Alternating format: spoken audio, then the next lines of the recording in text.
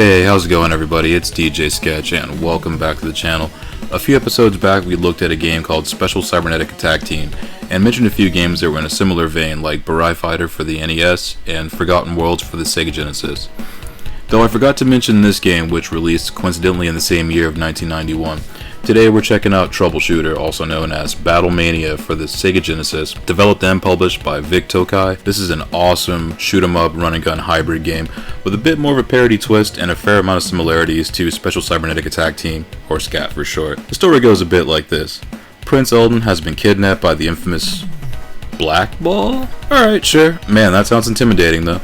Anyway, his father hires on the services of the Troubleshooters, a duo composed of Madison and Crystal, who will solve the problem with a hail of bullets.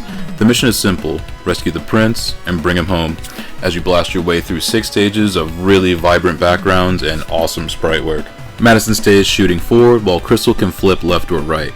Along with an optional weapon and super that you can equip at the beginning of each level, you'll make your way to Prince Eldon through all of the enemy's offensive efforts. The first level eases you into the gameplay, and the first boss is also relatively a simple encounter. But though the game ramps up pretty quick as you rappel down a buzzsaw-laden silo, and you can soak up damage pretty quick here, because this level is basically a maze and scrolls down vertically as opposed to horizontally. And here's a similarity between Troubleshooter and SCAT, that they both use a system of hits as lives.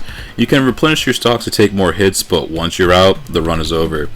And they only have 2 continues with this game as well, so once you smoke those, the game is also over. Stage 3 is also pretty tough at first as well, with the scrolling also being locked as you cruise around a flying battleship.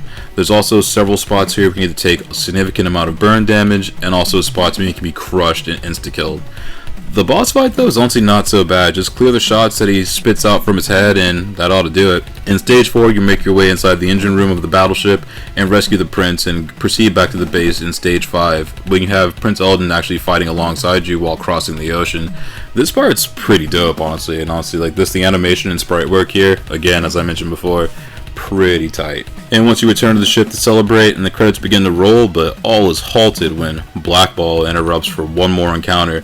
That's a 3-phase battle for stage 6. And once you rinse that part, the game is done. This game is a certified banger, even though if it falls on the shorter side, running about 30 to 40 minutes to complete it. Sound wise, you get some awesome tunes from Harado Kano, which straight up bang, dude. Even the menu music for your sub weapon is a bit of a belter. And a little bit of speech synth that is in the game is also pretty good and comes through pretty clearly as well. Graphics wise, this also looks sharp with some solid animation and some really tight sprite work. Also, not much in the way of slowdown either when things are starting to get hectic on screen. Also, little item carriers look like the shit from Whip Rush, so that's also pretty tight. Troubleshooter is a solid shoot-'em-up game with a lot of style and a certified banger when it comes to the music and the sound. This is a good one to break out every so often when you want to play something fun and punchy that's not too crazy on the difficulty once you've gotten accustomed to it.